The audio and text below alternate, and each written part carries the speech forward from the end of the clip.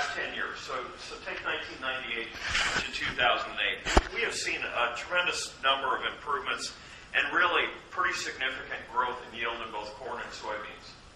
And we've seen about a 20% increase in yield in that 10-year period.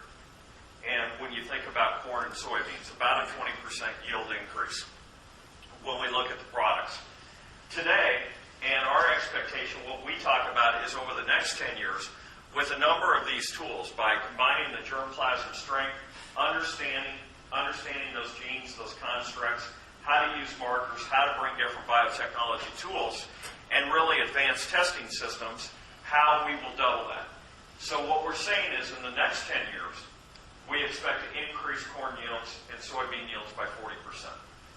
So they've been at 20 the last 10. How do we increase it by 40? And I think it's critically important that we do that and we understand those pieces so that we can meet the global demand.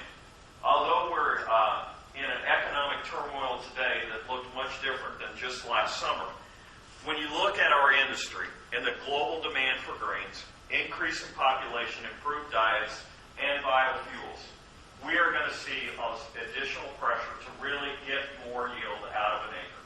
We all know that. We have the tools and the ability to get that done in both corn and soybeans. A number of those items that will increase that genetic gain over time. So I think as we look at the data, there's probably about a 30-40 year period where we have increased corn yields by 1.5%. That was kind of an average over that period. So then we go to 3%. That's what that means. How do we increase that? But over the next 10 years, how do we drive a 40% increase in yield in both corn and soybeans? And we have the tools, and we're making investments to make that happen. I think one of the things that, as I talk to customer groups and we talk to our employees, that has really changed dramatically is when I started in Pioneer in 1987, we spent about 5% of every dollar we put into research. So when you think about every dollar of sales, we put about 5% back in R&D. Today we run that thing, it varies a little bit, 11 or 12%.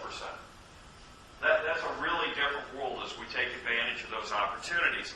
And the outcome is, with those tools, we're seeing a difference in gain in yield and opportunity for our crops.